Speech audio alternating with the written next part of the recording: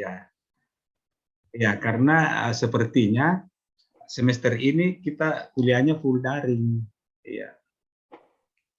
Kecuali nanti ke depan, insya Allah kalau misalnya ada yang menjadi anak bimbingan saya atau yang saya uji, ya mungkin kita bisa bertatap muka secara langsung.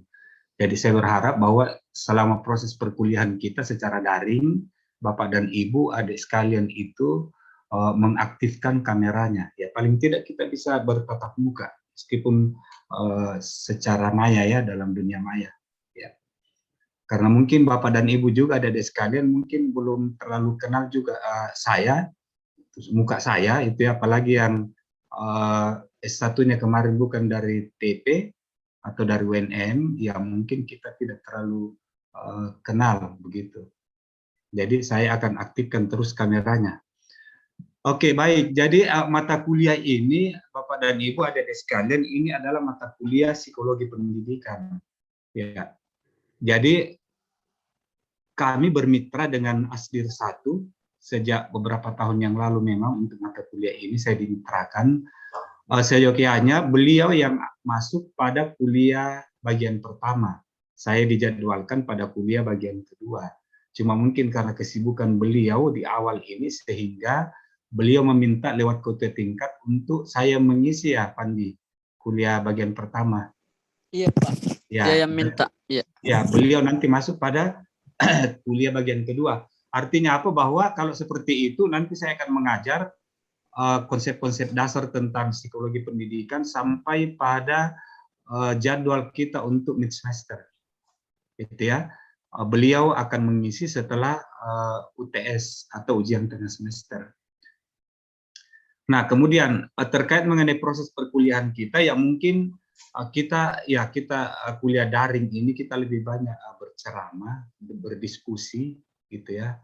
Ya, jadi nanti karena ini cukup banyak jumlahnya, kalau yang lalu itu hanya 12 orang Pandi satu kelas, ini ada 19, jadi cukup besar ini kelasnya. Nanti tetap nanti kita akan bagi kelompok, kemudian kita akan berdiskusi secara bergiliran atau secara bergantian tiap kelompok. Nanti di akhir pertemuan saya akan bagi materinya dan bagi kelompoknya. Atau mungkin kalau tidak sempat hari ini, ya mungkin kita komunikasi via WA. Alfandi sudah masuk semua ya teman-temannya deh di grup. Pak. Ya, nanti kita banyak komunikasi di WA, di grup WA. Oke. Nah, kemudian saya pastikan adik-adik sekalian, Bapak dan Ibu, bahwa untuk mata kuliah saya, untuk UTS-nya itu tetap akan ada secara tertulis. Jadi nanti di akhir perkuliahan saya, masuk pertengahan, kita ujian tengah semester secara tertulis. Mekanismenya seperti apa nanti kita lihat. Ya, kita lihat ke depan. Cuma saya pastikan bahwa untuk mata kuliah ini sampai pada tengah semester itu akan ada dari saya ujian tengah semester secara tertulis. Nah, kemudian yang terakhir bahwa buku yang saya gunakan untuk di awal ini adalah ini. Nanti saya kirimkan ya, Alfandi ya. Iya Pak. Ya, nanti saya kirimkan sampulnya. Nanti dicari sendirilah di toko buku. Ya, saya berharap bahwa Bapak dan Ibu adik-adik sekalian itu memiliki buku ini. Penerbitnya ini adalah Erlangga. Itu. Nanti kalau misalnya Alfandi cari di toko buku memfasilitasi temannya, sampaikan ke saya berapa harganya di toko buku, nanti saya lobby di penerbit. Siapa tahu nanti kita bisa dikasih harga apa istilahnya, harga sebelum masuk toko. Kalau kita ambil lebih dari 10 eksemplar. Tapi lihat dulu harganya di toko buku. Lalu saya tanyakan berapa kalau saya ambil sekian eksemplar. Itu ya. Iya Pak. Iya. Ya. Karena kalau Bapak dan Ibu adik sekalian tidak memiliki bukunya ini agak repot. Karena apa? Kita kuliahnya sangat terbatas, kuliah daring. Kemudian kalau kita tidak mempunyai referensi untuk kita baca, itu menjadi berkurang pemahaman kita atau kemampuan kita terkait mengenai mata kuliah psikologi pendidikan ini. Oke, baik. Saya kira itu terkait mengenai mata kuliah psikologi pendidikan. Kalau ada hal-hal yang mau ditanyakan, silahkan. Iya Pak, saya sedikit Pak. Ya, silakan. Jadwalnya Pak, apakah Sudah fix jam 10 atau untuk hari ini saja, Pak? Untuk hari ini saja, Fandi. Nanti kita lihat lagi komunikasi minggu berikutnya, minggu akan datang ya. Ya. Oh iya Pak, siap. Iya. Jadi kita tetap on schedule, gitu. Sesuai jadwal yang keluar. Kalaupun ada kegiatan-kegiatan yang bertepatan, karena kan kita tidak tahu kadang tiba-tiba ada kegiatan begitu. Nanti saya akan informasikan di grup WA. Iya. Iya Pak. Ada lagi yang lain, Fandi, yang lain teman-teman? Ini Muhammad Fakih Agung ini TP juga ya, Fakih? Iya, Pak. Tahun berapa? Angkatan tahun berapa? Saya angkatan 2013, Pak. 2013. Iya. Oh, Kebetulan iya. kita dulu yang sebagai pembimbing saya, Pak. Pembimbing, oke siap. Oke. Alhamdulillah ya. Jadi saya ingin sampaikan sebelum kita masuk ke materi, Bapak dan Ibu adik sekalian, bahwa saya ucapkan selamat karena Bapak dan Ibu adik-adik sekalian itu telah mengambil suatu keputusan yang saya yakin itu berat. Tapi ini adalah saya katakan ini adalah keputusan yang tepat untuk memutuskan mengikuti studi S2 atau magister.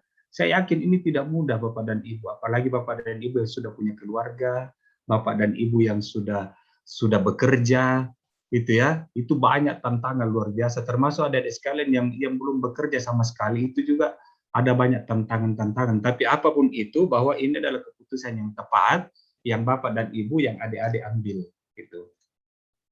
Ini memang tidak mudah begitu. Tetapi saya ingin sampaikan bahwa beratnya kuliah S1 itu dibanding S2 jauh lebih berat S1. Ya. Ya, karena apa di S1 itu Bapak dan Ibu adik sekalian kita menghabiskan paling tidak minimal 146 SKS selama 4 tahun. Kalau kita di S2 bahkan ya kebijakan di PPS UNM itu dipres lagi. Saya tidak tahu Fandi apakah kuliahnya sekarang 1 semester atau 2 semester? Masih kayak dulu kayaknya Pak. 2 ya? Iya. 2 semester ya. 2 semester Pak. Ya 2 semester. Jadi itu hanya kurang lebih berapa ya? Kurang lebih 40-an SKS. Itu jadi hampir sepertiganya dari jumlah SKS di S1 gitu ya. Kita kuliah itu Bapak dan Ibu hanya 1 tahun. Jadi kita bisa memang selesai 2 tahun atau bahkan kurang dari 2 tahun. Ya.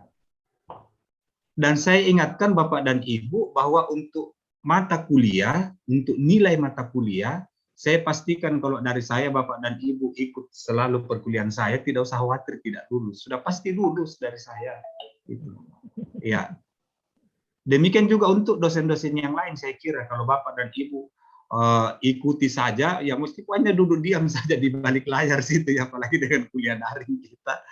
Ya, kalau selalu hadir setiap perkuliahan, saya yakin semua dosen itu akan memberikan nilai kelulusan. Yang saya ingin katakan adalah bahwa selama setahun 2 semester ini, terkait mengenai mata kuliah tidak usah khawatir. Yang penting Bapak dan Ibu aktif ikuti perkuliahan pasti lulus. Nah, yang memang membedakan di antara kita itu cepat atau lambatnya selesai adalah tugas akhir. Apa itu yang pada jenjang S2 namanya tesis. Kalau jenjang S1 namanya skripsi. Kalau jenjang S3 namanya disertasi. Nah, inilah yang membedakan di antara 19 orang ini, siapa yang selesai sebelum 2 tahun, siapa yang selesai 2 tahun, siapa yang selesai di atas 2 tahun, gitu ya. Tapi jangan sampai selesai di atas 6 tahun kalau S2. Nanti DDO atau harus perbaharui kembali NIM-nya kalau masih mau kuliah. Tapi kelewatan itu kalau kita kuliah sampai 6 tahun Bapak dan Ibu di S2. Ya.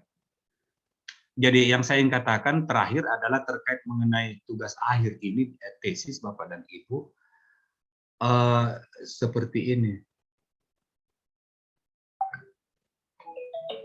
Pertama, Bapak dan Ibu adik-adik sekalian itu setelah mengetahui siapa pembimbingnya, pertama itu harus mengetahui dulu karakternya seperti apa. Ya, karakternya Pak Taufi seperti apa, karakternya Pak Direktur seperti apa, itu harus kita pelajari. Itu.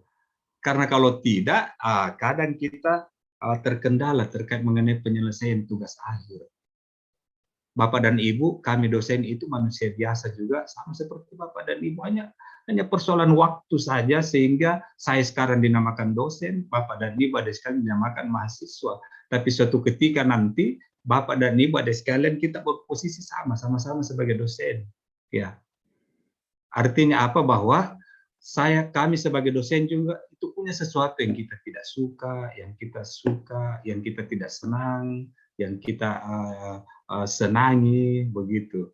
Jadi inilah yang perlu kita pelajari. Saya mohon maaf Bapak dan Ibu, waktu kuliah S3 di Malang, itu ya, budaya orang Malang dengan budaya Makassar itu kan jauh berbeda, bertolak belakang 180 derajat kan. Kita konon katanya orang-orang keras, kasar, sementara Malang itu orangnya adem, halus, begitu. Sehingga apa yang terjadi Bapak dan Ibu, pada saat kita mengajukan judul, kita meminta memang siapa yang kita inginkan jadi promotor, kopromotor 1, kopromotor 2. Kita diminta memang untuk mengajukan ke Kaprodi. Tapi belum tentu apa yang kita minta itu yang keluar. Karena apa? Kaprodi itu akan membagi secara proporsional. Nah, ya mohon maaf, ada dosen yang terkenal killer di prodi saya, itu tidak usah saya sebutkan namanya, gitu ya. Tidak ada yang memilih beliau sebagai promotor ataupun kopromotor, semua orang menghindar, gitu. Tapi celakanya karena harus dibagi secara proporsional, ya alhamdulillah saya yang mendapat beliau sebagai promotor. Ya, saya ada bertiga, satu dari Surabaya, satu dari Lumajang, itu. Beliau sebagai promotor saya. Dan pada saat keluar pengumuman ditempel di dinding, teman-teman saya, bahkan senior saya mengatakan, Pak Taupi siap-siap selesai 6 tahun. Lalu saya katakan, kenapa? Coba lihat siapa itu promotornya. Oh iya kah seperti itu? Tapi saya, Bapak dan Ibu, saya pelajari seperti apa. Saya pertanyakan ke senior, termasuk ke pegawai, apa yang dia tidak senang oleh beliau, apa yang dia senang, begitu. Saya sisihkan dulu terkait mengenai proposal saya, gitu. Saya tahu bahwa dia orangnya orang kualitatif, gitu ya. Proposal saya yang awalnya itu adalah kuantitatif, saya rubah menjadi kualitatif, gitu. Agar supaya beliau lebih mudah membimbing saya, karena memang dia sangat mendalami kualitatif. Itu. Jadi kuantitatif yang awalnya proposal saya rubah menjadi kualitatif. Itu. Singkat cerita, alhamdulillah, dari sekian banyak yang ngomong tentang saya bahwa saya akan selesai 6 tahun, alhamdulillah saya selesai pas 3 tahun. Selesai beasiswa saya, Agustus, saya juga selesai. Dan saya adalah orang kedua dari 12 orang satu kelas saya, satu angkatan saya yang selesai. Satu dari Bali, itu hanya beda seminggu. Mestinya saya yang duluan selesai. Cuma masalahnya, penguji luar saya yang dari Surabaya itu tidak ada waktu untuk itu. Jadi molor sampai 3 minggu jadwal saya. Kalau bisa tepat itu, maka saya yang pertama dari 12 orang. Gitu. Tetapi karena beliau berhalangan, ya yang dari Bali itu lebih duluan seminggu dari saya ujian tutup. Nah ini bukan membanggakan diri, bukan Bapak dan Ibu, hanya sekedar untuk memberikan inspirasi, memberikan motivasi. Itu bahwa Bapak dan Ibu adik-adik sekalian itu semua orang cerdas. Karena kalau tidak cerdas, kita tidak bisa jadi SPD. Kalau kita tidak cerdas, kita tidak ada niat untuk lanjut S2.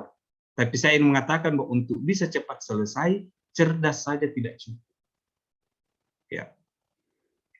Cerdas saja dalam sisi pengetahuan itu tidak cukup. Tapi harus dilengkapi dengan kecerdasan emosional, kecerdasan sosial. Ini yang penting, bahkan jauh lebih penting daripada kecerdasan akademik tadi. Karena kecerdasan akademik, Bapak dan Ibu adik sekalian tidak perlu diragukan lagi, itu sudah Bapak dan Ibu miliki. Yang perlu kita miliki sekarang adalah kecerdasan emosional. Itu karena menghadapi pembimbing itu kan luar biasa, gitu ya. Kadang kita datang tidak ketemu, nah ini harus kita jaga emosi kita, gitu. Jangan sampai karena kita sering mau datang konsultasi kemudian tidak ditemui, kita emosi sendiri tidak mau datang, yang rugi siapa coba? Dosennya kan tidak rugi, yang rugi kan kita sendiri, gitu. Yang berikutnya itulah kecerdasan sosial, itu tadi saya katakan bagaimana kita berkomunikasi dengan semua dosen. mohon maaf Bapak dan Ibu, adik-adik sekalian, cara adik komunikasi dengan saya tidak boleh caranya sama berkomunikasi dengan direktur. Karena beda Pak Taufik, beda Pak Direktur. Tidak boleh sama cara kita berkomunikasi antara saya dengan Asdir satu misalnya. Karena beda, Asdir satu lain, Pak Taufik lain. Nah inilah yang Bapak dan Ibu perlu ketahui. Itu. Ini untuk mempermudah, karena kalau salah satu dari pembimbing kita itu sudah antipati dengan kita, jangan harap Bapak dan Ibu adik sekalian bisa cepat selesai. Gitu. Jadi itu kuncinya. Nanti kalau Bapak dan Ibu adik sekalian mau lanjut S3 pun seperti itu, apalagi kalau kita di luar Sulawesi. Itu karena apa? Karakter orang-orang di luar Sulawesi itu kan berbeda dengan kita. Nah, ini yang perlu kita pelajari. Itu bukan berarti bahwa kita munafik Bapak dan Ibu. Tapi membahagiakan orang lain itu kan juga bernilai ibadah. Kalau kita melakukan sesuatu yang disenangi oleh orang, maka orang itu akan senang, kita akan mendapat pahala. Tapi kalau kita melakukan hal-hal yang tidak disukai oleh orang lain, maka orang lain itu akan apa istilahnya merasa terganggu, dan itu karena ulah kita. Jadi itu kenapa kita harus melihat seperti apa karakter setiap dosen. Ya, ini untuk mempermudah penyelesaian studi Bapak dan Ibu. Ya. Oke, baik. Saya kembali ke mata kuliah kita, yaitu mata kuliah psikologi pendidikan. Kalau saya tanya Bapak dan Ibu, adik sekalian, kira-kira apa yang akan kita peroleh dari mata kuliah ini? Psikologi pendidikan. Di bayangan Bapak dan Ibu, adik sekalian, apa yang kita akan peroleh? Silakan yang mau bicara. Ya. Saya, Pak. Siapa? Pak Hasbullah, Pak. Oke, silakan Pak Hasbullah. Ya. Ya. Singkat mungkin saya Pak, terima kasih. Assalamualaikum warahmatullahi wabarakatuh. Waalaikumsalam warahmatullahi wabarakatuh. Singkat saya mungkin terkait dengan psikologi pendidikan, ya salah satunya yang tadi awal pembicaraan Bapak itu salah satu, kalau menurut saya itu salah satu psikologi pendidikan. Terima kasih Pak. Oke, siap. Makasih Pak Hasbullah. Ada lagi yang lain? Silakan Bapak Ibu adik sekalian. Saya Pak. Ibu Rinda. Nirwana Pak. Assalamualaikum. Ibu Nirwana, sorry mana saya lihat dulu. Ya silakan Ibu Nirwana. Iya, psikologi pendidikan yaitu studi tentang beberapa faktor yang berhubungan dengan pendidikan.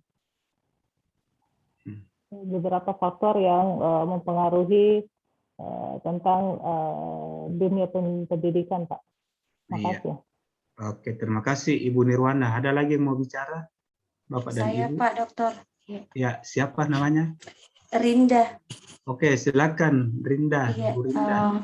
Iya, menurut saya mungkin psikologi pendidikan itu bagaimana ilmu psikologi itu diterapkan di dunia pendidikan. Mungkin bagaimana memecahkan masalah dalam proses belajar mengajar, seperti itu Pak Dokter. Terima kasih. Oke, terima kasih Ibu Rinda. Ada lagi yang lain yang mau bicara? Ada. Ya, silakan Ibu Mera ya. Saya. Ya, iya. silakan Ibu. Iya. Baik. Psikologi pendidikan itu berbicara tentang pendidikan, kemudian berbicara tentang jiwa seseorang, itu juga termasuk. Ya. Iya. Oke, terima ya. kasih Ibu Mera. Ya. Ya. Oke, jadi baik Bapak dan Ibu, sekedar gambaran bahwa kita belajar psikologi pendidikan itu ada dua hal yang kita pelajari di dalamnya. Yaitu apa? Yang pertama itu adalah tentang psikologi perkembangan. Ya. Yang kedua itu adalah terkait mengenai psikologi belajar. Itu. Jadi dua hal ini yang menjadi kajian di dalam psikologi pendidikan. Yang pertama itu adalah psikologi perkembangan, yang kedua adalah psikologi belajar. Ya. Psikologi perkembangan dan belajar. Perkembangan dan psikologi belajar.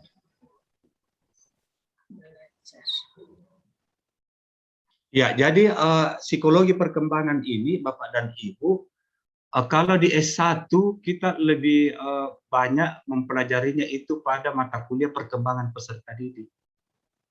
Ya, jadi di perkembangan peserta didik itu dikatakan bahwa setiap mohon maaf saya angkat telepon.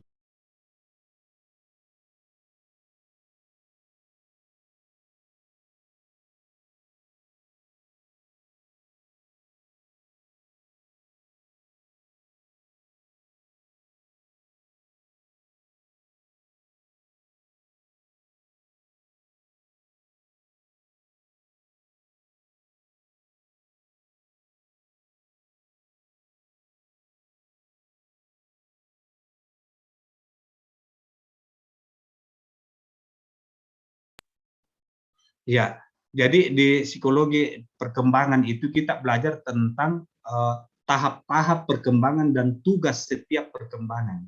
Jadi kita pelajari kan oleh Piaget itu membagi tahap perkembangan berapa, kemudian Gagne membagi berapa, gitu ya, tahap-tahap perkembangan membagi dari 0 sampai 2 tahun, kemudian dari 2 tahun sampai 6 tahun, 7 tahun sampai 12, 12 seterusnya. Nah, setiap tahapan itu mempunyai tugas-tugas perkembangan. Ya. Artinya apa? Bahwa kalau kita memahami setiap tahapan dan tugas perkembangan dari setiap tahapan itu, maka kita tidak akan pernah memaksakan sesuatu kepada anak didik kita di luar dari tugas perkembangannya. Karena apa? Setiap tahapan itu mempunyai ciri atau tugas perkembangan tersendiri. Itu jadi kalau misalnya mohon maaf Bapak dan Ibu, itu anak SD itu berbeda itu tugas perkembangan dan karakternya anak SMP. Itu berbeda itu. Nah, ini yang perlu kita pahami. Itu sehingga mohon maaf Bapak dan Ibu, ada Bapak dan Ibu yang mengajar SD tidak boleh menyamakan kalau kita mengajar anak SMA karena berbeda karakternya. Itu. Tugas dan tahapan perkembangannya itu berbeda antara anak SD dengan anak SMA. Kapan kita menghadapinya sama, maka kita akan gagal salah satunya. Kalau kita bukan guru, kita orang tua yang punya anak, jangan samakan kita mendidik anak kita yang masih SD dengan anak kita yang sudah SMP atau SMA. Gitu. Karena karakternya sudah berbeda. Gitu. Tugas perkembangannya sudah berbeda. Itu. Nah, kemudian untuk psikologi belajar, kita akan belajar banyak tentang seperti apa itu manusia belajar itu secara mental. Karena seperti ini Bapak dan Ibu, belajar itu adalah suatu proses internal atau proses mental dari setiap orang, gitu ya. Yang diharapkan terjadi perubahan perilaku. Perilaku yang dimaksud itu adalah perilaku kognitif, perilaku afektif, dan perilaku psikomotorik. Lalu dilanjutkan lagi bahwa perubahan itu sifatnya menetap, bukan sementara. Itu. Jadi kalau orang belajar, misalnya ya, kalau orang belajar kemudian mempelajari sesuatu, lalu saat ini dia tahu, besok dia lupa, itu bukan hasil belajar. Itu. Karena apa? Apa yang diperoleh itu, pengetahuan yang diperoleh itu hanya sifatnya sementara. Hanya 24 jam, setelah itu hilang lagi. Gitu. Tapi diharapkan bahwa perubahan itu sifatnya menetap. Gitu. Sehingga psikologi ini yang dikatakan tadi oleh teman-teman bahwa ini adalah apa istilahnya tentang jiwa itu ya, psikologi manusia, itu juga terkait mengenai proses belajar. Makanya proses belajar itu kan proses yang terjadi pada setiap individu yang terjadi secara internal. Itu proses mental sebenarnya. Itu ya, meskipun indikasi-indikasi orang belajar itu ada yang nampak. Itu ya, seperti misalnya kenapa saya suruh on-kan kamera supaya indikasi-indikasi bahwa Bapak dan Ibu belajar itu ada itu. Ya, tetapi apakah kita semua yang ada di balik kamera ini sekarang lagi belajar? Tidak. Saya katakan tidak. Karena apa? Ya, karena ada yang duduk di situ yang mungkin ada masalahnya tadi dengan orang tuanya, masih kebayang itu terus yang dipikirkan gitu. Itu berarti dia tidak belajar. Itu. Tapi secara fisik dia ada di balik sana. Itu. Sama kalau kita kuliah luring. Tidak semua yang kita hadapi itu belajar pada saat itu. Karena mungkin dia sebelum ke kampus dia ada masalah dengan saudaranya, dengan keluarganya, sehingga itu sampai di kelas itu masih terpikir. Pada saat kita melakukan proses pembelajaran, dia hadir secara fisik, tapi secara mental itu dia tidak belajar. Itu. Padahal proses belajar ini adalah proses mental. Itu ya. Oke, jadi ini dua Bapak dan Ibu, adik-adik sekalian, yang kita fokuskan di dalam psikologi pembelajaran, yaitu terkait dengan psikologi perkembangan dan psikologi belajar. Bapak dan Ibu, izinkan saya untuk share screen, itu ya, untuk pertemuan pertama ini. Kelihatan ya Bapak dan Ibu? Iya, kelihatan Pak. Iya, kelihatan. Lihat Pak. Oke. Jadi ini. Jadi manfaat psikologi pendidikan. Ya. Jadi satu, pengetahuan tentang perkembangan dapat memberikan harapan yang realistis terhadap anak. Ini yang saya katakan tadi, bahwa kita akan belajar tentang psikologi perkembangan. Karena apa? Pengetahuan tentang perkembangan itu dapat memberikan harapan yang realistis terhadap anak. Artinya apa? Bahwa kalau kita mengetahui bahwa kita mengajar anak kelas 1 SD, kita mengetahui tugas-tugas perkembangannya, kita mengetahui karakteristiknya, maka kita akan memberikan sesuatu, dalam hal ini tentu saja adalah pembelajaran, yang sesuai dengan keadaannya, yang realistis. Itu.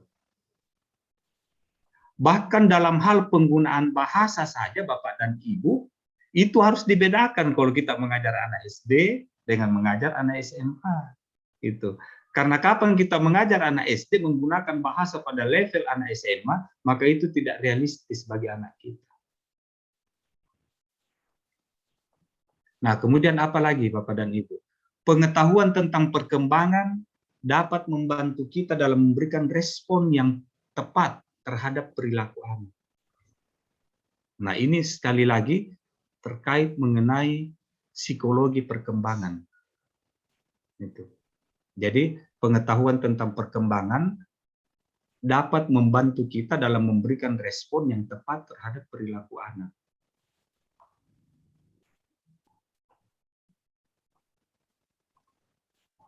Ya, jadi seperti ini. Ini Bapak dan Ibu sudah banyak di sini kayak sudah berkeluarga ya, yang sudah punya anak barangkali. Bapak dan Ibu ada yang sudah punya anak usia remaja, SMP ke atas. Ada punya Pak. Ya, oke. Berarti sudah pernah mengamati atau mendidik anaknya sebelum dia usia remaja kan? Coba seperti ini. Saya ingin share saja pengalaman. Karena anak-anak saya juga sudah dewasa sekarang, sudah remaja, gitu ya. Saya melihat bahwa apa yang saya dapatkan di psikologi pendidikan itu memang betul adanya. Seperti ini, Bapak dan Ibu. Kalau kita memaksakan kepada anak kita sesuatu yang belum pada masa perkembangannya, maka dia akan terganggu pada masa itu dan akan mengganggu pada perkembangan berikutnya. Contohnya Bapak dan Ibu. Kalau anak kita masuk masuk TK atau sebelum TK, kita paksa mereka untuk belajar membaca. Kita paksa untuk belajar menulis. Bahkan cara mendidik kita sama kalau kita mengajar anak SD atau anak SMP kan, itu kan ada orang tua juga begitu. Dia bangga sekali kalau misalnya belum masuk TK sudah pintar membaca anaknya. Gitu. Padahal itu tadi itu bukan tugas perkembangannya, belum ke situ. Gitu. Kalau mau diajar anak TK untuk menulis dan apa istilahnya membaca, itu harus dilakukan dengan cara bermain. Makanya di TK itu orang lebih banyak bermain, Bapak dan Ibu. Karena apa? Untuk anak usia sampai 6 tahun, 3 sampai 6 tahun itu memang dia lebih banyak mau bermain, begitu. Ya, mohon maaf Bapak dan Ibu, anak saya hanya punya 2 anak laki-laki semua. Anak saya yang pertama Bapak dan Ibu karena namanya anak pertama itu tadi saya keliru mendidiknya. Itu ya. Jadi waktu sebelum masuk TK dia sudah pintar membaca Bapak dan Ibu. Itu.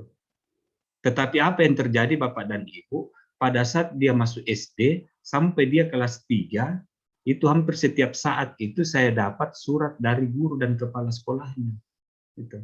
Karena apa? Konon anak saya itu terlalu banyak bermain di kelas. Nah, ini yang saya bahasakan. Bahwa mungkin karena pada saat TK tidak diberikan peluang yang seluas-luasnya untuk mereka bermain. Malah ibunya dengan saya itu mendidik atau mengajar dia untuk selalu belajar membaca, menulis, sehingga sebelum masuk TK dia sudah pintar membaca. Gitu. Tapi apa yang terjadi pada saat masuk SD itu terganggu. Itu karena apa? Dia lebih banyak bermain. Gitu. Sehingga saya sering dapat surat dari kepala sekolah. Gitu. Nah, apa yang terjadi Bapak dan Ibu? Saya rahasia tas anak saya sebelum ke sekolah, itu saya keluarkan semua mainan. Karena ternyata pada saat selama ini dia pergi sekolah, dia memasukkan mainan di tasnya untuk dipakai di sekolah dalam kelas. Gitu. Saya razia, saya keluarkan mainannya kalau dia berangkat sekolah. Apa yang terjadi Bapak dan Ibu? Uang jajan yang saya berikan dipakai beli mainan di sekolah. Ya. Nah ini yang saya katakan tadi, bahwa kalau kita terlalu memaksakan sesuatu yang tidak realistis, tidak sesuai dengan tugas perkembangannya, maka dia akan mempengaruhi tugas perkembangan berikutnya. Itu. Makanya hati-hati Bapak dan Ibu. Makanya pernah pemerintah kan mengeluarkan, pernah beberapa tahun yang lalu ya, mohon maaf Bapak dan Ibu yang sudah guru masih mengingat barangkali ada aturan dulu bahwa anak TK dilarang diajar membaca dan menulis, kan pernah ada aturan itu. Ya, tapi belakang itu kan agak longgar lagi. Boleh diajar membaca dan menulis, tapi dengan cara sambil bermain. Itu tidak boleh diajar seperti anak SD atau anak SMP belajar membaca dan menulis. Tapi dia harus diajar, dia belajar sambil bermain. Karena memang tugasnya pada masa itu bermain. Itu. Kita tinggal selipkan ke dalamnya unsur-unsur belajar itu di dalam proses bermain itu. Nah, jadi inilah pentingnya yang kedua, bahwa pengetahuan tentang perkembangan dapat membantu kita dalam memberikan respon yang tepat terhadap perilaku anak. Itu. Oke. Kemudian yang ketiga, pengetahuan tentang perkembangan dapat membantu kita mengenal kapan perkembangan normal yang sesungguhnya dimulai. Gitu. Jadi inilah pentingnya kenapa kita harus mengetahui tugas perkembangan. Sama Bapak dan Ibu, kalau saya mengajar, mohon maaf, anak S1, itu berbeda cara saya kalau saya mengajar anak S2. Apalagi kalau saya mengajar anak S3. Kapan saya mengajar anak S3, saya samakan sikap perilaku saya dan segala tindak tanduk saya dalam mengajar, menyamakan antara S1 dengan S3, maka pasti ada salah satunya itu yang tidak berhasil. Karena yang kita hadapi itu berbeda. Itu. Tugas perkembangannya berbeda, karakteristiknya berbeda. Bayangkan Bapak dan Ibu, kalau saya mengajar anak S3, yang mohon maaf, notabene di dalam itu mungkin ada yang saya ajar itu adalah mantan dosen saya dulu waktu S1, lalu saya memperlakukan dia seperti anak S1, itu kan tidak berhasil kita. Gitu. Pada saat itu secara fisik memang dia ada di dalam pada saat kita mengajar. Tapi kalau kita perlakukan dia seperti anak S1, maka yakin bahwa dia tidak belajar. Yang terjadi itu adalah dia dongkol, itu ya, dia mengumpat kiri kanan dalam hatinya, kan cuma dia tidak ungkapkan. Itu. Apa yang kita sampaikan tertolak semuanya. Gitu. Nah ini yang terjadi Bapak dan Ibu. Gitu. Sehingga apakah ada orang yang melakukan seperti saya katakan banyak, gitu ya. Sehingga banyak di antara kita itu yang tidak berhasil mengajar di S3, tapi dia berhasil mengajar di S1. Itu karena apa? Dia mengajar anak S3, dia mau samakan dengan anak S1. Gitu. Padahal kita seperti saya sekarang ini Bapak dan Ibu, ya mungkin dari sisi pengalaman Bapak dan Ibu ada yang jauh lebih berpengalaman daripada saya. Itu ya. Ya, tetapi ya itu tadi persoalan waktu, sehingga Bapak dan Ibu berposisi sebagai mahasiswa, saya berposisi sebagai dosen. Tapi suatu ketika nanti itu bisa saja terbalik, Bapak dan Ibu mengajari saya, Bapak dan Ibu sebagai pengajar, saya sebagai pembelajar dalam suatu kondisi tertentu. Gitu. Oke, baik. Kemudian saya lanjut lagi. Studi perkembangan dapat membantu kita memahami diri sendiri, memberikan informasi tentang siapa kita, bagaimana kita dapat seperti ini, dan kemana masa depan akan membawa kita. Gitu. Ya mohon maaf Bapak dan Ibu, dengan posisi saya sekarang, dengan pengalaman beberapa puluh tahun ini, saya mohon maaf kalau misalnya berbicara tentang pengalaman saya, berbicara tentang diri saya, keluarga saya, bukan berarti buat saya menyombongkan diri Bapak dan Ibu. Sama sekali tidak ada niat untuk itu. Niat saya itu adalah untuk menginspirasi atau memotivasi Bapak dan Ibu. Gitu. Dan saya yakin Bapak dan Ibu adik-adik sekalian bisa melakukan jauh lebih baik dari apa yang saya sudah lakukan. Melakukan jauh lebih baik dari apa yang saya sudah peroleh. Gitu. Oke, saya lanjut lagi Bapak Ibu. Yang kelima itu adalah membantu kita mengetahui apa yang diharapkan dari anak dan kapan yang diharapkan itu muncul. Itu. Ini terkait mengenai tugas perkembangan Bapak dan Ibu. Ya. Lalu berikutnya, pengetahuan tentang perkembangan memungkinkan para orang tua dan guru memberikan bimbingan belajar yang tepat pada anak. Nah, ini kita sudah bahasakan tadi kan. Ya, kita memberikan bimbingan, memberikan pembelajaran yang tepat kepada anak. Gitu. Sama itu Bapak dan Ibu, misalnya Bapak dan Ibu punya anak yang belum tamat SD, kelas 1 sampai kelas 6. Kalau dia ada 2 orang, itu ya, apalagi jenis kelaminnya sama misalnya, lalu dia hanya beda 2 tahun misalnya. Sebelum dia tamat SD, Bapak dan Ibu, ini kita bisa share pengalaman Bapak Ibu yang sudah punya anak. Sebelum dia tamat SD, kita berikan baju yang seragam, itu masih mereka pakai. Ya, kita berikan anak kita kalau mau jalan-jalan ke mall, kita berikan baju yang sama gitu ya. Mungkin warnanya beda tapi motif gambarnya sama, atau mungkin persis sama warna dan motifnya. Mereka senang pakai dua-duanya. Itu. Tetapi kalau kakaknya sudah tamat SD Bapak dan Ibu, lalu anaknya masih kelas 4 SD, kemudian kakaknya sudah masuk SMP, kita berikan baju seragam, kakaknya sudah mulai protes. Tidak mau dipakai. Kalau sama dengan adiknya. Nah, ini memang karakteristiknya Bapak dan Ibu. Coba kalau kita tidak paham anak kita, apa yang terjadi? Kita paksa anak kita itu, pokoknya kalau kau tidak pakai baju ini, kita tidak jadi jalan-jalan. Coba. Bayangkan betapa lukanya itu hati anak kita. Karena kita tidak menyadari bahwa memang karakteristiknya kalau anak tamat SD itu, ya sudah masuk remaja awal, dia tidak mau lagi itu sama dengan adiknya. Itu jadi jangan dipaksakan. Itu. Sehingga diberikan baju selalu seragam, ya siap-siaplah untuk baju kakaknya itu. Tapi adiknya tidak ada masalah. Itu. Kakaknya mau protes mau tidak, kalau disuruh pakai dia pakai. Tapi yang protes itu adalah kakaknya, karena apa? Karakteristiknya sudah mulai berubah. Itu. Iya.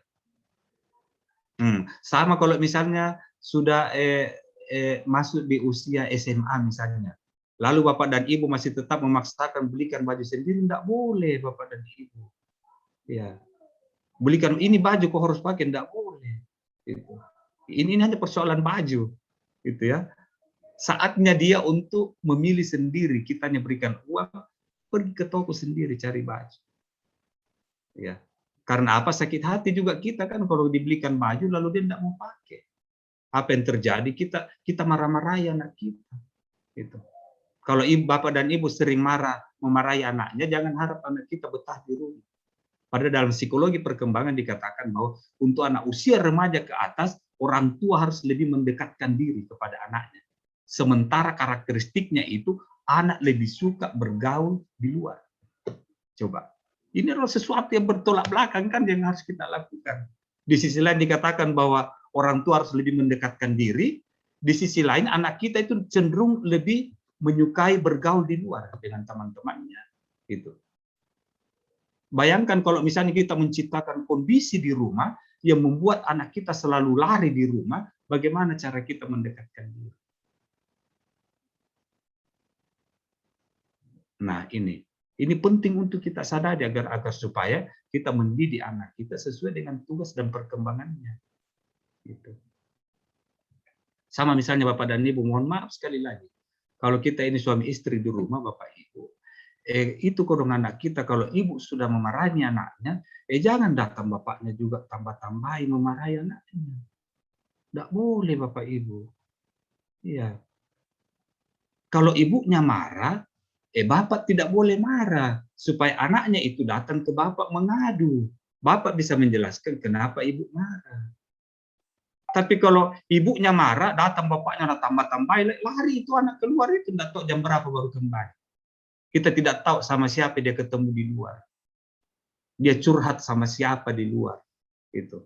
Tapi kalau ibunya marah, bapaknya diam, nanti anaknya curhat kepada bapaknya. Itu bapaknya menjelaskan kenapa ibunya marah. Demikian dia sebaliknya, kalau bapaknya marah, ibunya jangan datang tambah-tambahin. Gitu. Sehingga kalau bapaknya marah, anaknya datang ke ibunya. Ibunya bisa menjelaskan kenapa ayah marah. Nah, ini yang harus, ini memang tidak mudah Bapak dan Ibu. Ya, tapi harus kita lakukan. Bagaimana kita mendidik anak kita agar supaya anak kita itu curhatnya terhadap orang tua, bukan kepada orang lain. Karena kalau orang tua yang ditempati curhat, dia akan memberikan solusi yang terbaik dan paling tepat untuk anak kita. Tapi kalau dia curhat kepada teman-temannya di luar sana, maka kita tidak tahu solusi apa yang ditawarkan oleh temannya. Gitu.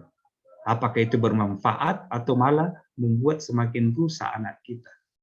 Gitu. Tapi untuk bisa membuat anak kita itu curhat ke kita, ya kita harus menciptakan kondisi. Jangan sampai kondisi yang kita ciptakan membuat anak kita itu tidak betah di rumah. Gitu.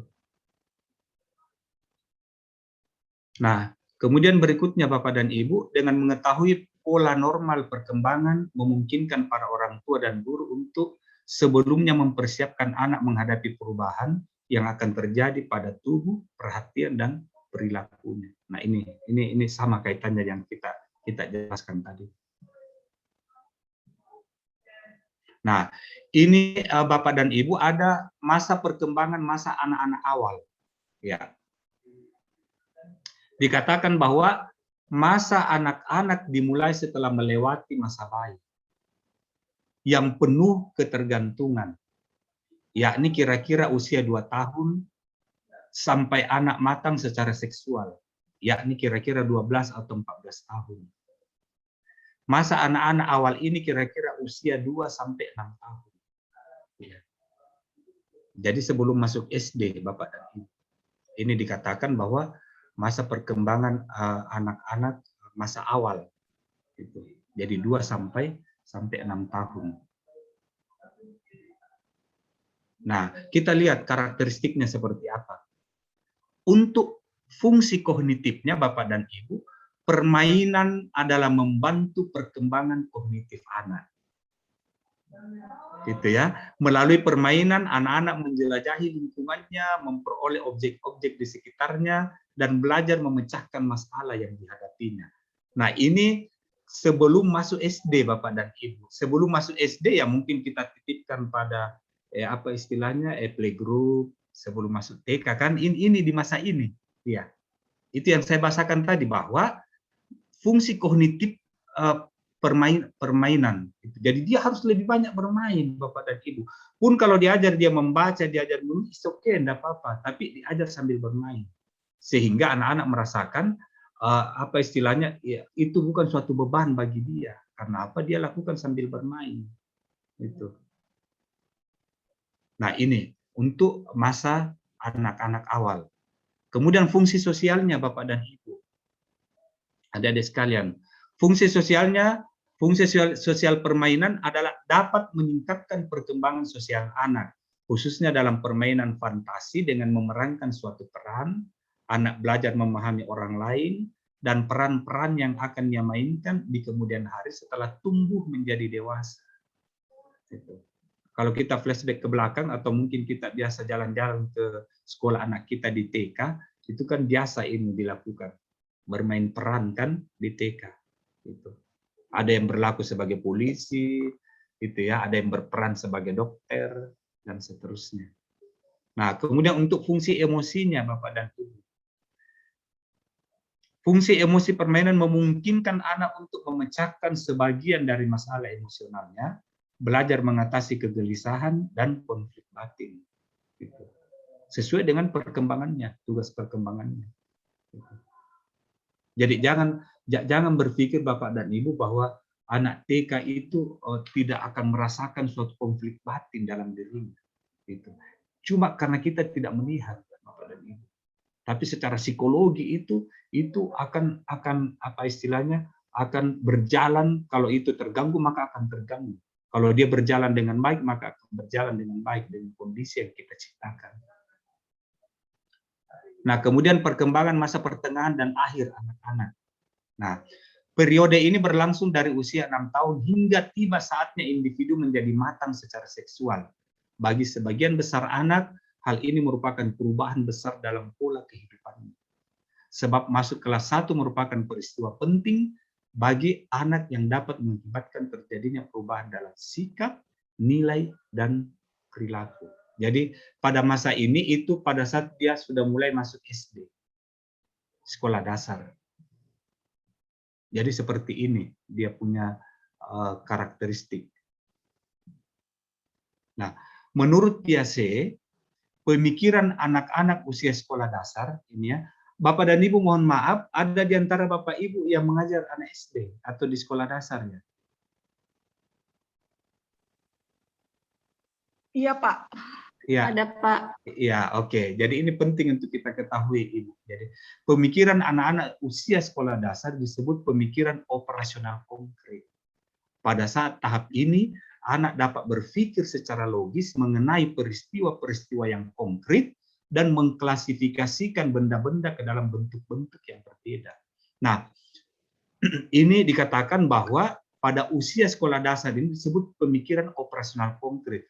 Artinya apa Bapak dan Ibu? Pada saat kita mengajar anak usia SD, karena dia berada pada masa pemikiran operasional konkret, maka semua yang kita ajarkan harus dikonkretkan. Itu. Contohnya apa? Misalnya Bapak dan Ibu, kita mengajar tentang binatang-binatang tertentu, itu ya. Kalau misalnya binatang itu kita ketahui bahwa itu tidak pernah dia lihat, maka perlihatkan gambarnya, Bapak Ibu. Iya, dikonkretkan. Gitu. Kita mengajarkan jenis-jenis buah tertentu. Kalau kita yakini bahwa buah yang kita ajarkan itu sama sekali belum pernah dia lihat atau belum pernah dia kenal, maka harus dikonkretkan. Caranya bagaimana? Diperlihatkan gambarnya ataupun yang lain dengan menggunakan media yang lain. Gitu. Apalagi Bapak dan Ibu kalau kita mengajar suatu konsep-konsep yang lebih abstrak lagi, misalnya kita mengajar tentang keluarga, coba. Ini kan satu konsep yang abstrak bagi anak kita, gitu. Nah, ini harus dikonkretkan ini apa sih yang dimaksud dengan keluarga. Kalau perlu dilengkapi dengan gambar, gitu. Jadi anak-anak sekalian namanya keluarga itu ada dua macam, ada keluarga inti, ada keluarga yang diperluas atau yang diperbesar. Keluarga inti itu adalah ada bapak, ada ibu, ada anak. Lalu anak kita, di rumah saya juga ada om saya, ada tante saya. Oh, itu namanya juga keluarga, tapi keluarga yang diperluas. Gitu. Tapi yang namanya keluarga inti itu ada ayah, ibu, dan anak. Itu namanya keluarga inti. Gitu. Tapi kalau sudah ditambah ada nenek di dalam, ada om, ada tante, itu namanya keluarga yang diperluas. Gitu. Seperti itu konsep. Apalagi misalnya kita mengajar tentang demokrasi, coba misalnya. Kalau anak SD Bapak dan Ibu, kita ajar tentang demokrasi itu adalah sesuatu yang sangat-sangat abstrak bagi dia. Beda kalau yang saya hadapi sekarang, saya sebut saja demokrasi, saya tidak perlu jelaskan apa itu demokrasi, itu sudah ada di kepala kita yang dimaksud demokrasi itu seperti ini. Tapi kalau kita mengajar di depan anak SD, kita berbicara tentang demokrasi panjang lebar, tidak ada yang ngerti Bapak dan Ibu. Kalau kita tidak harus lewat praktek, harus lewat praktek. Iya, kalau bisa dengan praktek atau diperlihatkan gambar itu untuk mengkonkretkan itu ya, karena dikatakan bahwa pada masa ini dia berada pada pemikiran operasional konkret. Oke. Kemudian masa pertengahan dan akhir anak-anak. Pada tahap ini juga anak sudah mulai berpikir kritis. Oleh karena itu pendidikan di sekolah haruslah mampu membangun kesadaran kritis anak didik. Untuk mampu berpikir kritis, anak harus mengambil peran aktif dalam proses belajar. Ini berarti bahwa anak-anak perlu mengembangkan berbagai proses berpikir aktif. Gitu. Makanya Bapak dan Ibu, ada beberapa model-model pembelajaran kan yang disarankan sekarang untuk diterapkan. Jadi jangan metode ceramah melulu, gitu ya. Tetapi ada banyak model pembelajaran, ada namanya model pembelajaran inquiry, ada namanya model pembelajaran kooperatif, itu untuk mengembangkan sikap kritis anak-anak kita dalam proses pembelajaran.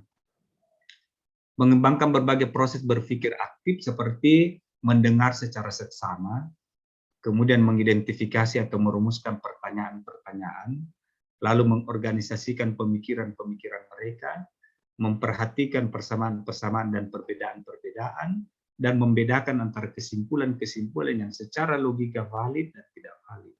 Itu sudah mulai ditanamkan Bapak dan Ibu pada masa perkembangan ini. Tapi jangan diajarkan ini pada anak TK, itu yang saya katakan tadi, bahwa tidak sesuai dengan tugas perkembangannya. Gitu. Oke. Nah ini, kemudian perkembangan masa remaja, Bapak Ibu. Pada masa ini secara umum anak berusia 12 sampai 21 tahun. Gitu. Jadi mungkin usia SMP sampai tamat SMA. Gitu. Ditinjau dari teori kognitif biasa, pemikiran masa remaja telah mencapai tahap pemikiran operasional formal. Yakni suatu tahap perkembangan kognitif di mana anak sudah mulai berpikir secara abstrak dan hipotetis. Gitu ya. Pada masa ini anak sudah mampu memikirkan sesuatu yang akan atau mungkin terjadi, sesuatu yang abstrak. Gitu. Jadi kalau anak SMA kita berbicara suatu konsep yang sifatnya abstrak, itu sudah dia paham. Itu. Kita berbicara tentang demokrasi, kita berbicara tentang keluarga, kita berbicara tentang kerakyatan, misalnya dia sudah paham. Gitu. Meskipun itu konsep abstrak bagi sebagian anak untuk usia yang ada di bawahnya. Gitu. Makanya itu Bapak dan Ibu, kenapa itu kalau kita jalan-jalan ke sekolah anak kita, atau kalau kita flashback ke belakang, kalau kita waktu masih sekolah TK, di kelas itu, di TK, hampir semua dindingnya itu ditempeli dengan gambar-gambar tertentu. Bahkan sampai jendelanya juga, saya lihat itu ada sekolah itu tertutup, juga itu jendela kacanya ditempeli dengan gambar-gambar. Itu untuk apa Bapak dan Ibu? Untuk mengkonkretkan semua konsep-konsep yang mungkin masih abstrak bagi anak kita. Sehingga pada saat dia menoleh ke sana, oh ini tuh yang namanya kerbau. Gitu ya. Oh ini yang namanya onta misalnya, oh ini yang namanya rusa, oh ini yang namanya tomat. Itu kita berusaha untuk mengkonkretkan. Itu. Kita masuk SD, Bapak dan Ibu masih ingat mungkin di kelas kita. Itu ya mungkin ada beberapa yang tertempel di dinding kan. Kalau di depannya sudah otomatis ada Pancasila dengan sila-silanya, kemudian gambar presiden dan wakil presidennya, kemudian di samping kanan kiri itu ada gambar pahlawan nasional, di belakang ada tata tertib. Itu di SD kan? Itu. Semakin ke atas lagi, kita di SMA masih ingat enggak? Kalau kita flashback ke belakang, kelas kita di SD ya paling banter hanya ada gambar Pancasila dan sila-silanya, lalu kiri kanan presiden dan wakil presiden. Selebihnya sudah tidak ada. Itu ya. Kenapa tidak penting lagi kita tampilkan di situ gambar Sultan Hasanuddin? Karena apa? Bagi anak SMA itu sudah di luar kepala, sudah abstrak. Itu ya. Kita masuk lagi di satuan pendidikan tinggi, malah sudah hilang itu gambar Pancasilanya, bahkan di kelas-kelas tertentu, hampir sebagian besar kelas kan, termasuk di pasca, itu sudah tidak ada Pancasila di situ, sudah tidak ada presiden dan wakil presiden. Itu karena apa? Itu sudah konkret bagi kita. Itu disebut saja Pancasila, sila pertama ketuhanan yang Maha Esa, tidak perlu dia membaca. Itu ya. Ditanya siapa presidennya, itu Siapa wakil presidennya? Itu tidak perlu lagi dia bilang, oh siapakah wakil presiden kita? Siapakah presiden kita? Masih Joko Widodo kan presiden kita sekarang. Itu ya. Jadi itu pada masa remaja, SMP sampai tamat SMA. Itu. Nah, kemudian berikutnya, perkembangan masa remaja Bapak dan Ibu, pada masa ini dukungan orang tua sangat penting. Dukungan tersebut dapat diwujudkan dalam 4 bentuk. Apa itu? Dukungan emosional, mencakup ungkapan empati, kepedulian dan perhatian orang tua terhadap anak. Coba Bapak dan Ibu.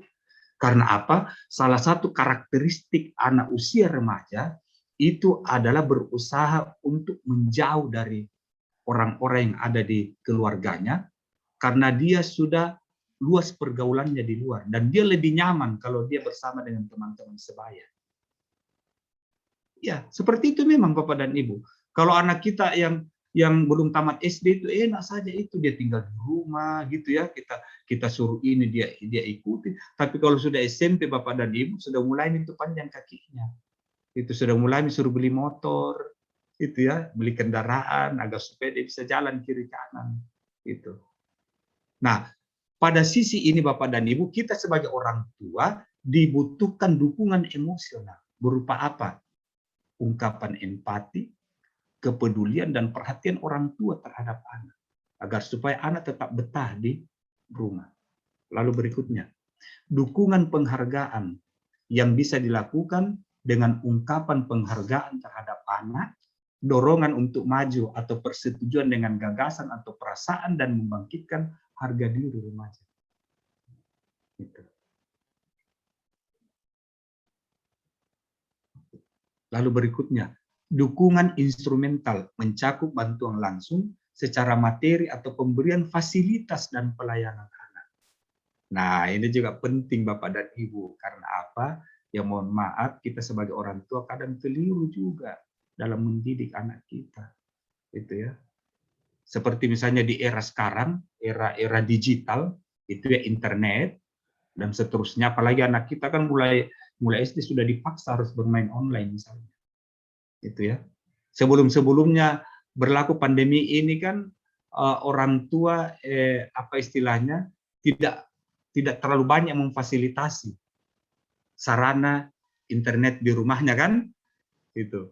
Sehingga anak-anak kita itu kadang pergi ke warnet, itu ya, online dengan teman-temannya, gitu.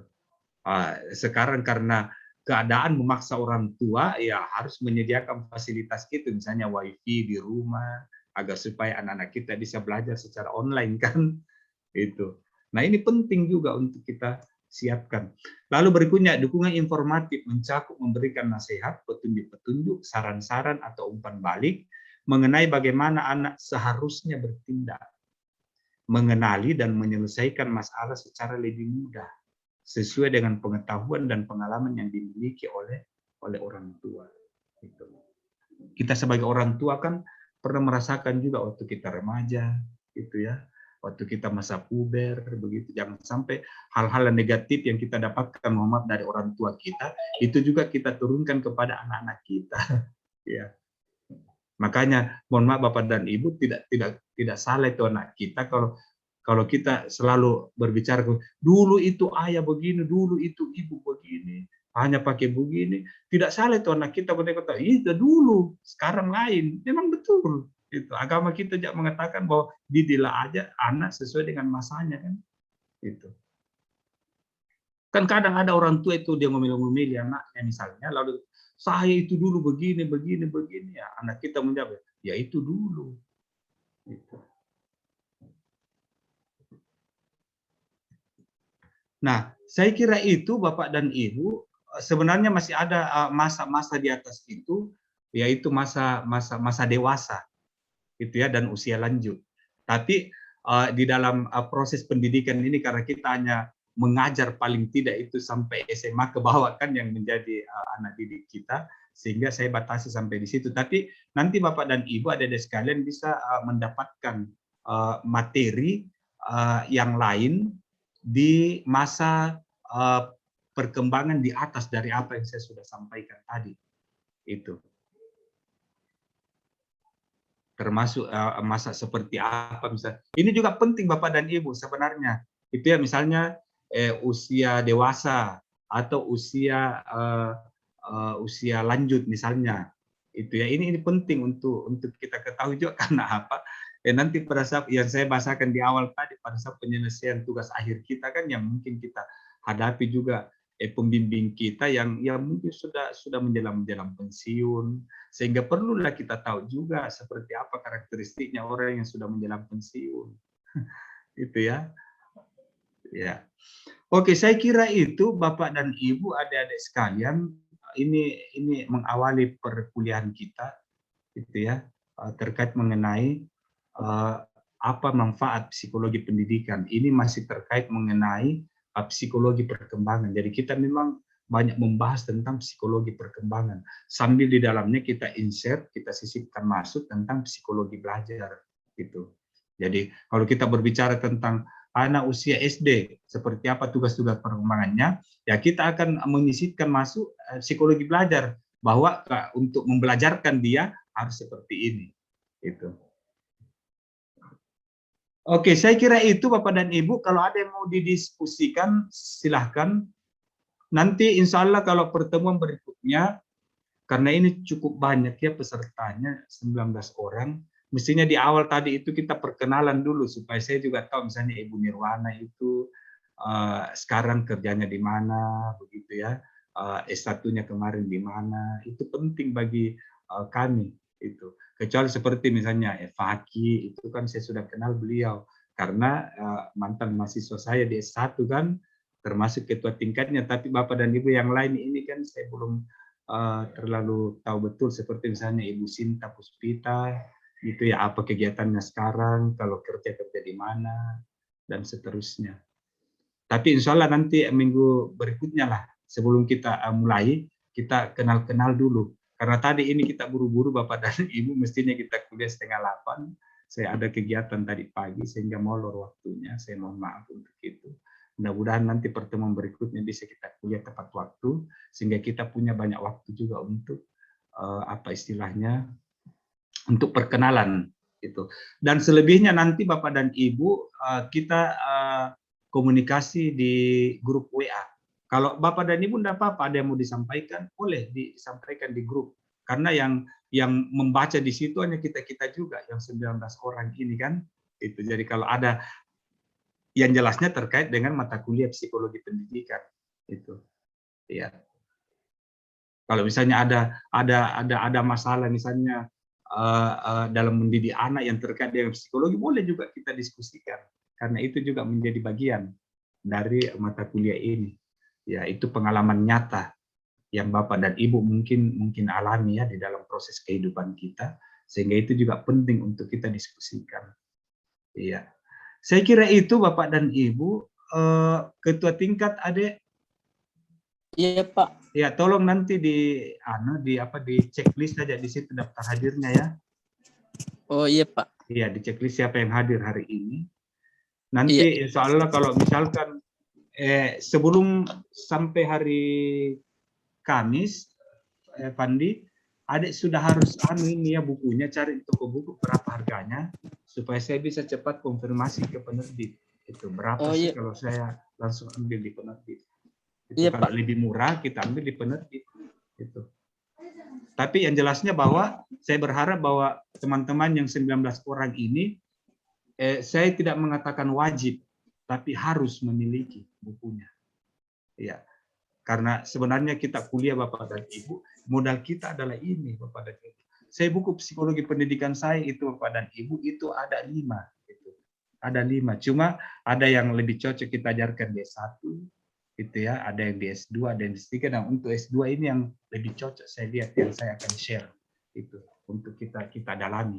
Itu. Di samping mungkin Bapak dan Ibu atau adik-adik punya buku psikologi pendidikan yang kita gunakan pada saat masih S1 kemarin, boleh kita compare. Itu. Mungkin ada yang berulang kembali. Seperti yang saya sampaikan ini kan sebenarnya itu kan ada di materi waktu kita kuliah S1. Cuma hanya flashback kembali untuk mengetahui konsep-konsep awal terkait mengenai psikologi pendidikan. Oke, saya kira itu Bapak dan Ibu. ada yang mau ditanyakan terkait dengan materi ataupun terkait mengenai mata kuliah kita, silahkan.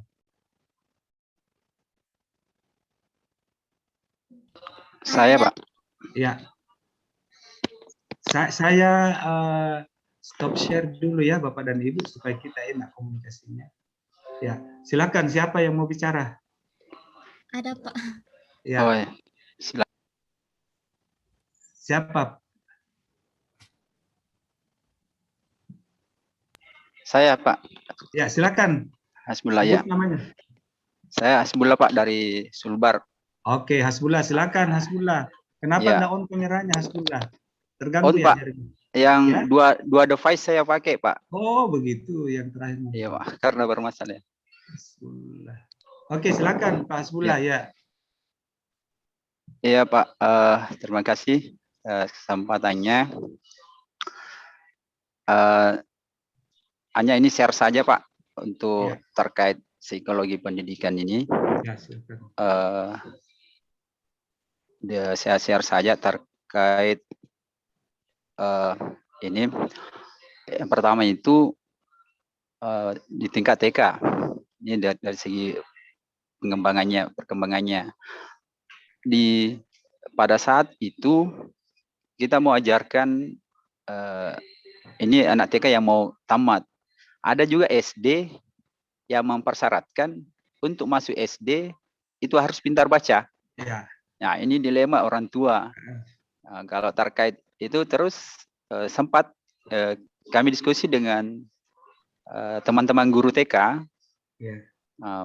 Apakah ini bisa kita ajarkan untuk belajar membaca? Dan jangan, Pak, karena itu belum ada kurikulumnya, tidak sesuai dengan kurikulumnya, karena di TK itu bermain, nanti di SD. Nah, hanya dilemanya, Pak, ada SD yang mempersyaratkan harus pintar baca. Pintar membaca. Bencar dulu baru bisa diterima. masuk. Nah, itu dia pernyataan itulah, Pak, yang menjadi dilema. Terus yang kedua, Pak, ini terkait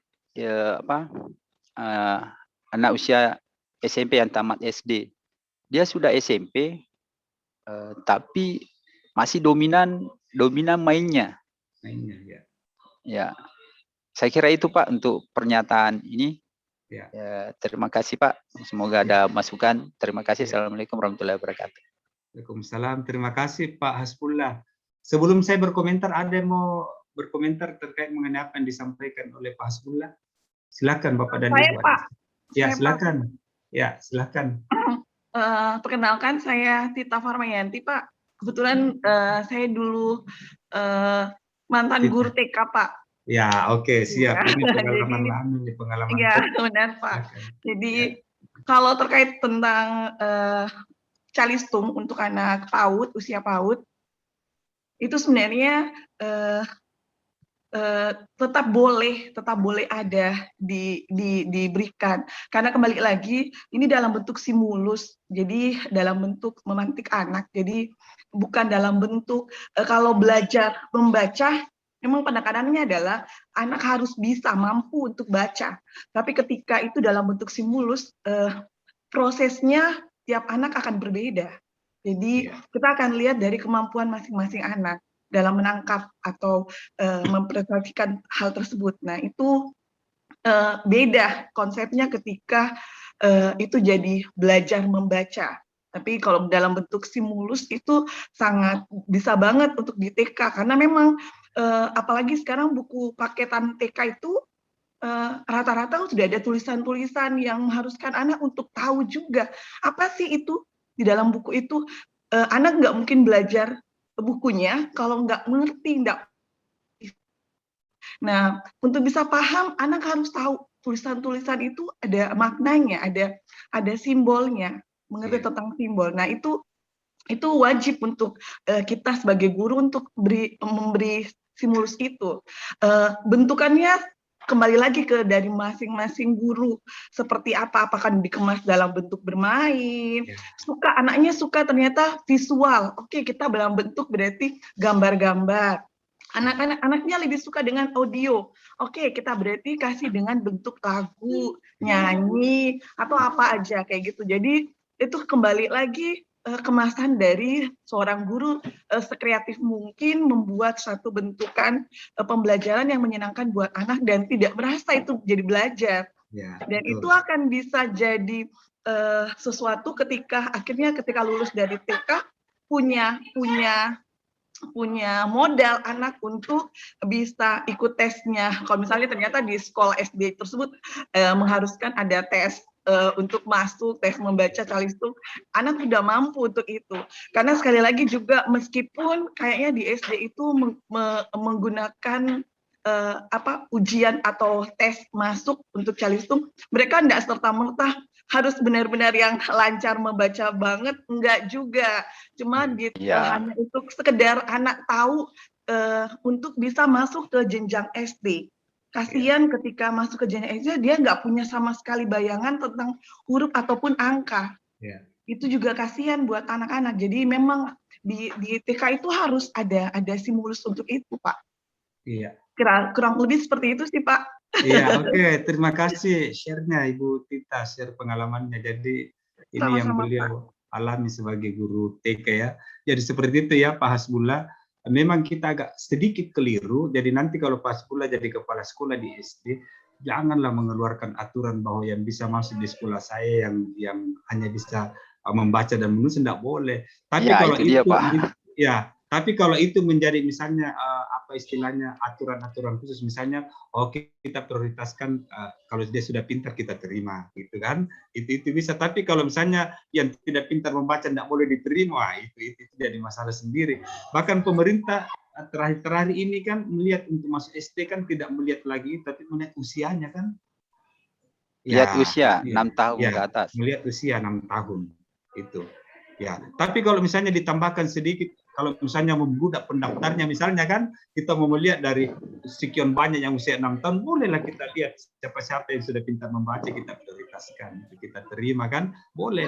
Tapi tidak boleh menjadi satu-satunya persyaratan. Itu karena memang jenjang sekolah sebelumnya itu belum mempersyaratkan untuk belajar betul-betul membaca, kecuali seperti yang disampaikan Ibu Tita tadi. Bukan hanya gurunya, tapi termasuk kita sebagai orang tua yang punya anak usia itu, ya bolehlah kita ajar anak kita itu sambil bermain, mengenal huruf, mengenal angka di rumah, boleh. Itu bisa kita lakukan. Iya Pak, termasuk share lagi nih Pak. Waktu share lagi nih Pak. Ya, waktu ya, silakan, anak ya termasuk itulah yang saya lakukan terhadap anak saya, karena sekolah yang mau ditempati itu kan harus ada dasar lah, harus pintar membaca. Jadi caranya saya coba dulu perkenal huruf, ya tinggal selepas saja sesuai dengan kemampuannya aja. Sambil naik kendaraan, sambil itu naik kendaraan, di mana ini tulisannya ini gini. Itu aja, main sambil jalan begitu Pak. Iya. Saya kira itu hanya share saja Pak. Ya, terima kasih. Iya, sama-sama Pak Hasbullah. Jadi ini juga menginspirasi bagi kita semua ya, bagaimana kita mendidik anak kita. Jadi mohon maaf Bapak dan Ibu, dalam mendidik anak kita, khususnya untuk anak usia sebelum masuk SD sampai pada SD, itu peran orang tua itu sangat-sangat besar gitu. Karena memang kita ketahui bahwa proses pendidikan itu kita kenal ada 3 kan, ada namanya pendidikan informal, pendidikan formal, dan pendidikan non formal gitu. Jadi pendidikan dalam keluarga, pendidikan di persekolahan, dan pendidikan di masyarakat. Dari ketiga ini yang menjadi pendidikan informal itu adalah pendidikan yang pertama dan utama bagi setiap anak. Karena apa? Sebelum mengikuti pendidikan formal, sebelum mengenal masyarakat, dia sudah harus dididik dulu di dalam keluarga. Sehingga apa? Mohon maaf, kita sebagai orang tua juga itu harus mendidik anak kita dengan baik. Itu seperti misalnya Bapak dan Ibu menanamkan nilai-nilai kejujuran. Wah, ini kan jadi masalah. Sekarang kan karakter anak kita itu konon katanya nilai-nilai kejujuran ini yang terkikis gitu. Sampai masih ingat Bapak dan Ibu beberapa tahun yang lalu ada namanya kantin kejujuran. Ya, pernah Pak. Iya, 10 tahun yang lalu. Saya mohon maaf, waktu itu Bapak dan Ibu, saya sebagai istilahnya tim monitoring untuk di beberapa kabupaten terkait mengenai kantin kejujuran ini. Sebenarnya niatnya untuk apa Bapak dan Ibu? Untuk melihat kembali seperti apa sih tingkat kejujuran anak-anak kita. Jadi Bapak dan Ibu adik sekalian yang tidak mengenal kantin kejujuran itu di suatu sekolah itu ada satu ruangan di mana di dalamnya itu ada kebutuhan-kebutuhan anak didik kita yang seperti toko, seperti supermarket begitu. Tetapi bedanya antara Alfamart dengan kantin kejujuran, kalau di Alfamart itu ada pegawai di dalamnya dan ada kasir. Kalau kita keluar ngambil barang bayar di kasir. Tapi kalau kantin kejujuran tidak ada, yang ada itu hanya kotak tempat uang yang tidak terkunci. Jadi kalau kita ngambil barang, kita tahu bahwa harganya 500, uang kita 1000, masukkan, ngambil sendiri kembaliannya. Itu. Jadi tahun pertama Bapak dan Ibu diterapkan, saya keliling di beberapa kabupaten itu ada. Gitu. Tapi 3 tahun kemudian saya jalan lagi, Bapak dan Ibu, hampir semuanya bangkrut. Tutup. Itu. Ya. Saya monitoring 3 tahun kemudian, ya. Tapi masih ada sih Pak yang di SD di daerah Mamuju Tengah itu kemarin kita itu masih ada yang jalan Pak. Ya, alhamdulillah ya. Jadi memang waktu itu saya tidak mengatakan tutup semua, tapi hampir semua itu sudah tutup. Kalaupun ada yang berjalan masih jalan terseok-seok, artinya apa bawa barang-barang di dalamnya itu kodong tidak terlalu banyak lagi. Ya, ini Bapak dan Ibu apa? Ini mengindikasikan bahwa anak-anak kita itu masih jauh dari yang namanya jujur. Lalu siapa punya tanggung jawab? Tidak boleh dong orang tua itu menyalahkan guru saja di sekolah, tidak boleh. Harus pertanyakan apa peran sebagai orang tua dalam mendidik kejujuran anak-anak kita. Jangan sampai memang dari rumahnya sebelum dia masuk sekolah sudah diajar untuk tidak jujur. Karena apa kondisi yang kita ciptakan di rumah itu membuat anak kita itu tidak jujur. Contohnya ini yang paling sering Bapak dan Ibu. Mohon maaf. Kalau anak kita itu Bapak dan Ibu, kalau minta uang, jangan selalu dikatakan tidak ada uang. Kan itu kan satu itu bahasanya orang tua itu. Kasihan itu anak kita kalau minta. Belum lagi habis kata-kata, tidak ada uang. Karena kita sudah tahu bahwa dia mau minta uang. Itu. Ya. Apakah betul itu kita tidak punya uang untuk anak kita? Betul Pak. Iya. Kalau hanya sekedar belanja, apa sih kalau misalnya kalau memang ada kita kasih? Gitu. Karena apa Bapak dan Ibu? Kalau kita keseringan seperti itu, suatu saat anak kita itu tidak minta lagi. Iya. Karena apa dia tahu bahwa ibu mengatakan, ayah mengatakan tidak ada uang, setelah dia lihat di dompetnya itu ternyata ada banyak uangnya. Itu nanti suatu ketika tidak mau minta lagi. Dia cari-cari itu dompetnya ibu, dompetnya ayahnya, lalu dia ngambil sendiri tanpa minta coba. Itu karena apa? Kita sendiri kok yang mendidik agar supaya dia tidak jujur. Syukur-syukur Bapak dan Ibu kalau dia dalam rumah dia melihat dompetnya ibunya. Tapi coba kalau kita bawa ke rumah tetangga. Dia lihat dompetnya tetangga. Dia tidak minta lagi. Itu dia langsung ambil. Ini karena siapa? Kita yang menciptakan kondisi dalam keluarga kita yang membuat anak kita itu tidak jujur. Jadi tolonglah Bapak dan Ibu yang punya anak-anak kecil, kasihan, berapa sih itu belanjanya? Pun kalau misalnya memang tidak ada sama sekali, harus dijelaskan bahwa nah ini ayah ibu punya uang, tapi ibu ayah mau pakai beli ini, nanti kalau ada sisanya saya kasih ya. Enaknya itu udah terima anak kita, nyamannya dia rasa. Tapi kalau belum apa-apa, udah belum selesai itu kalimatnya dikatakan tidak ada uang coba. Apakah ada orang tua? Saya katakan banyak. Gitu. Jadi jangan heran kalau anak-anak kita sekarang itu masuk sekolah itu sudah mulai tidak jujur. Karena apa? Mohon maaf, sebagian besar keluarga itu orang tuanya mendidik untuk tidak jujur. Kalau kita biasakan seperti itu Bapak dan Ibu, mohon maaf sekali lagi, anak saya itu tidak pernah dia mengambil uang kalau ada uang tergeletak di meja. Meskipun dia butuh. Dia akan tanya, ayah, ibu, ini uang siapa? Ini uangnya ibu, boleh enggak saya pakai beli ini? Nanti dikatakan iya baru diambil. Coba. Ini uang ada di dalam rumah sendiri. Kalau dia minta uang ke saya misalnya, ayah minta uangnya. Sekian. Saya bilang ada di dompet. Enggak mau dia buka dompet. Dompetnya diambil baru dia bawa ke saya. Nanti saya buka sendiri dompetnya baru saya kasih. Itu. Kalau dia pergi kuliah, saya kasih uang jajan misalnya 50.000, ayah terlalu banyak ini.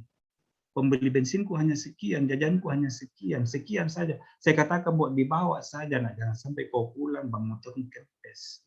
Gitu. Coba bayangkan.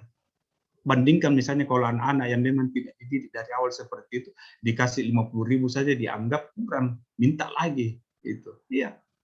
Tapi kalau kita biasa, anak kita tahu juga itu seperti apa kebutuhannya, seperti apa kondisi kita, dan dia tidak akan minta lebih dari apa yang dia butuhkan.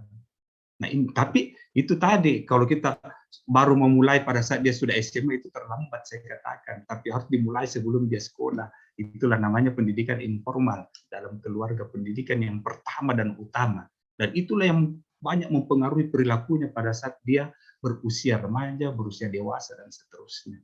Itu jadi saya kira Bapak dan Ibu, adik-adik juga ini ya mungkin agak boring sedikit karena apa, kita belum merasakan kan, kita belum punya anak gitu, tapi Bapak dan Ibu yang sudah punya anak itu pasti kalau kita flashback ke belakang kita akan mengingat kembali seperti apa cara mendidik anak kita, lalu hasilnya seperti apa sekarang, itu bisa kita bagikan, kita share kepada orang lain untuk menjadi inspirasi. Itu jadi bagi adik-adik sekalian yang belum berkeluarga, ini penting untuk adik-adik pahami juga. Jadi bersyukur kalau misalnya mata kuliah psikologi pendidikan ini kita tidak menjadi guru, paling tidak kita menjadi guru bagi anak-anak kita, karena suatu saat kita akan menjadi ayah, kita akan menjadi ibu bagi anak-anak kita kelak nantinya.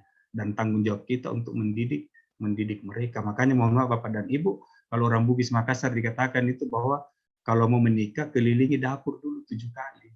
Ya, bukan berarti bahwa kita harus keliling di dapur 7 kali. Ada banyak yang harus kita ketahui sebelum namanya membangun rumah tangga. Itu terutama pada saat kita sudah diamanahkan untuk mendidik anak-anak kita. Dikatakan bahwa didiklah anak kita mulai dari dari dalam kandungan sampai dia besarkan gitu. Bahkan dikatakan bahwa jauh sebelum kita menikah itu sudah harus mendidik gitu. Itu ya, tapi intinya bahwa peran orang tua itu luar biasa dalam mendidik anak kita untuk membuat dia lebih baik gitu. Dengan karakter-karakter itu tadi kita baru berbicara satu karakter Bapak Ibu. Itu terkait mengenai karakter kejujuran, belum karakter tanggung jawab dan seterusnya. Itu ya. Saya kira itu Bapak dan Ibu, mohon maaf kalau ada yang masih ingin berbicara, waktu kita sudah sangat sempit, Bapak dan Ibu sudah mau masuk duhur.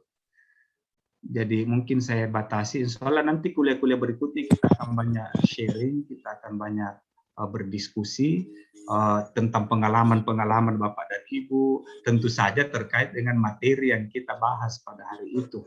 Ya, kalaupun misalnya saya pastikan untuk minggu depan misalnya harus kita diskusi, berarti sebelum itu saya pastikan Bapak dan Ibu sudah memiliki bukunya dan saya akan share materinya dan kelompoknya.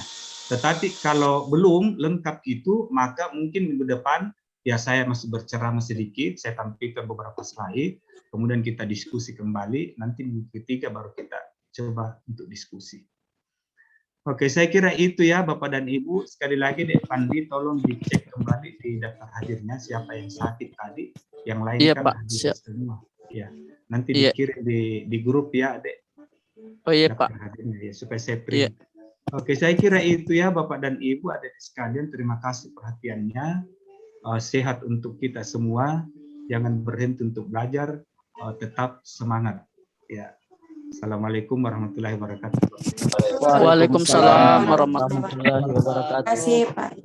Saya live ya Bapak dan Ibu, kalau teman-teman masih mau Iya, diskusi Pak. silakan. Ya, saya live Iya. duluan Bapak. Iya, makasih banyak Pak. Iya. Iya. Berarti Kak Ketua ini yang pergi cek harga buku? Buku-buku Iya, guys. siap. Nanti saya pergi cek harga buku. Oh iya tahu. Baru kita hubungi Bapak, karena tahu bisa dapat diskon. Sip. Iya. Jam 1 sebentar kuliah kah? Iya, standby saja di grup. Bu. Oke. Iya, supaya saya kalau ada info dari Bapak langsung saya share ke grup. Karena dia bilang juga bertepatan jadwalnya. Oh iya. Iya, iya. Iya. Kira Ibu, Terima kasih, Dik. Kayaknya Pak Hakim. Oh, partnernya. oh ya, Oh, dia dulu ambil pertama ya. Iya. Nanti pertemuan yang kedua baru Ibu. Oh, iya, ini kayak tadi kayaknya tidak pasti juga ini jadwalnya tadi Pak. Katanya Bapak Iya. Pak, ya Pak dia Taufik. ikuti di jadwal ya Pak Taufik. Jadwal Iya. yang ada, tapi kalau jadwalnya lagi bertepatan nanti kita diskusikan di grup. Ya, oke. Iya, kalau bisa di jam 10 kita kuliah. Kalau tidak bisa ya dilemparkan di grup yang mana dicocok jadwalnya sama Bapak Ibu juga. Sesuai jadwalnya. Berarti kalau gitu kita ikut aja jadwalnya Pak Taufik. Kapan dia siap ya kita ikuti karena kita kan siapnya jam 7.30 kan gitu. Iya. Ya kemungkinan 7.30. Ya. Oke. Oke deh. iya makasih Dik. Iya. Ya, Izin lift Bu, Pak. yes, silakan. Tidak diizinkan. Tidak Teganya diizinkan. itu. Siapa itu nggak diizinkan? Oke. Semuanya ditungguin poin-poinnya di grup. Assalamualaikum. Ya, waalaikumsalam. Assalamualaikum. Merah. Merah sudah selesai tugas toh? Sudah. Oh Ya. ngomong lagi. Bagaimana Mantap. tuh? Bagaimana Pak Hasbul? Sudah selesai kan? Selesai apanya? Tugas. Selesai Tugas. dengar. Tugas filsafat ilmu. Sudah toh? Aman lagi. Bagaimana Pak? Saya pantau-pantau ini. Waduh. Saya ini pendengar yang setia ini. Oke, Saya Bu. pendengar yang setia Pak Hasbul. Sudah kayaknya dia Seru, selesai. seru, seru. Sepertinya seru ini. Oke, Bu, saya pamit dulu. Oke, makasih. Terima kasih, Assalamualaikum. Ya, Assalamualaikum. Saya mau pamit lagi. Taufik, Taufik. Teman-teman izin pamit.